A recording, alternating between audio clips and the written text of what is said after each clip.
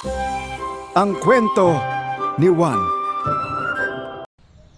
Sa isang tahimik at luntiang probinsya sa Pilipinas, may isang maliit na baryo na napapalibutan ng palayan, niyugan at mga kubong gawa sa nipa. Tahimik ang umaga, maririnig ang huni ng mga ibon at hampas ng hangin sa mga dahon.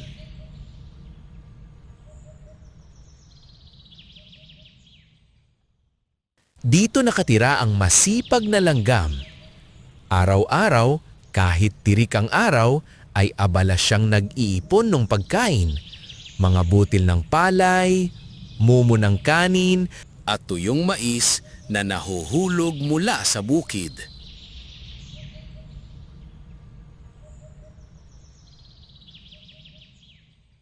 Sa kabilang bahagi ng bukid naman, naroon ang masayahing tipaklong. Nakaupo siya sa kawayan, tumutugtog ng gitara at kumakanta ng mga awiting probinsya. Para sa tipaklong, ang buhay ay dapat lang i-enjoy.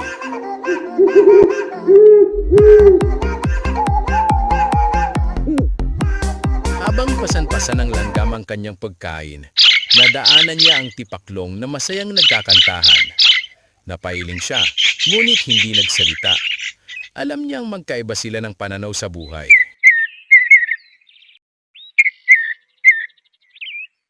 Hoy, langgam! Sigaw ng tipaklong. Bakit ka nagpapakapagod? Ang ganda ng panahon. Halika, kantahan kita. Sumagot ang langgam. Masaya nga ngayon, pero darating ang tag-ulan at taglamig. Kailangan kong maghanda para sa mga panahong walang ani. Marunong ka ngang magtrabaho, pero hindi ka marunong magsaya. Umindak pa ito sa damuhan, walang iniintinding bukas. Para sa tipaklong, ang bawat araw ay piyesta. Ang sikat ng araw ay paanyaya sa sayawan, at ang hangin ay kasabay sa kanyang musika.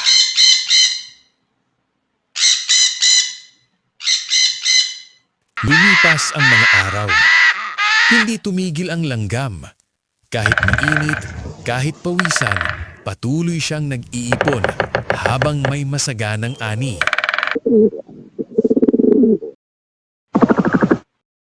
Samantala, ang tipaklong ay laging may kasiyahan, parang araw-araw ay piyesta. Kantahan, sayawan at tawanan ang inaatupag niya. Isang hapon, napansin ng langgam na dumidilim ang ulap. Lumalakas ang hangin, senyales na paparating na ang tag-ulan.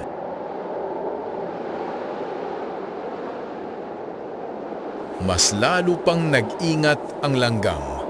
Inayos niya ang kanyang imbakan ng pagkain at siniguradong sapat ito para sa mahabang panahon ng ulan.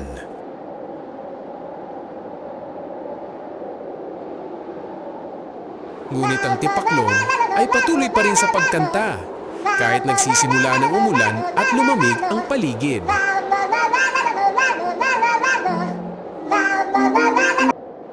Dumating ang malakas na tag-ulan.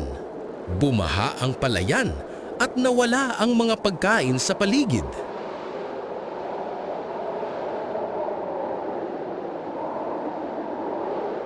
Giniginaw at gutom na gutom ang tipaklong.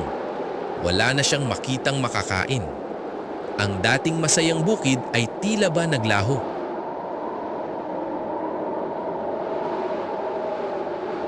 Sa sobrang gutom, naalala ng tipaklong ang langgam. Kahit nahihiya, naglakad siya patungo sa tahanan nito.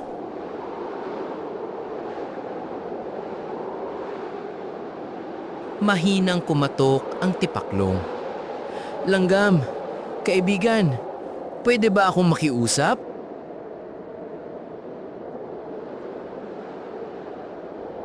Pagbukas ng pinto, nakita ng langgam ang nanginginig at payat na tipaklong.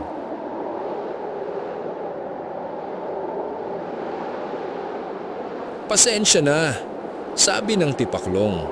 Hindi ako nakinig noon. Gutom na ako.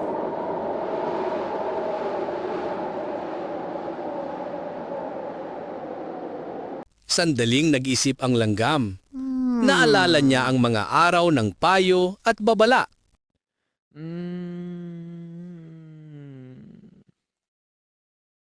Sa huli, pinapasok pa rin ng langgam ang tipaklong.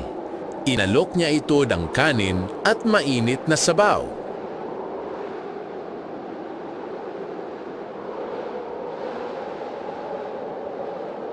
Napaluha ang tipaklong.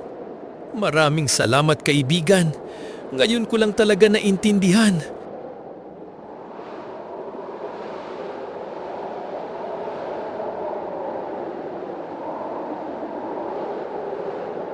Tinuruan siya ng langgam kung paano mag-ipon at maghanda para sa hinaharap.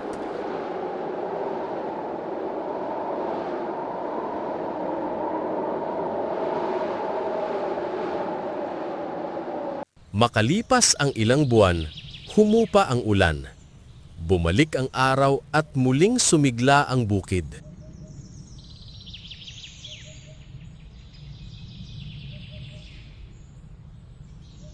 Nagbago ang tipaklong. Natuto na siyang magtrabaho at tumulong sa pag-iipon.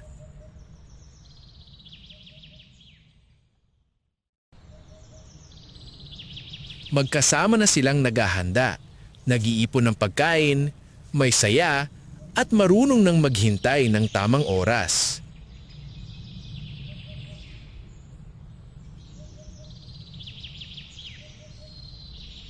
Sa tuwing tapos na ang gawain, saka lamang tumutugtog ng gitara ang tipaklong.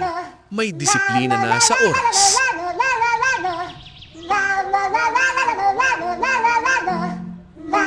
Tahimik, sagana at masaya na ang magkaibigan. Ang kanilang kwento ay naging magandang aral para sa lahat.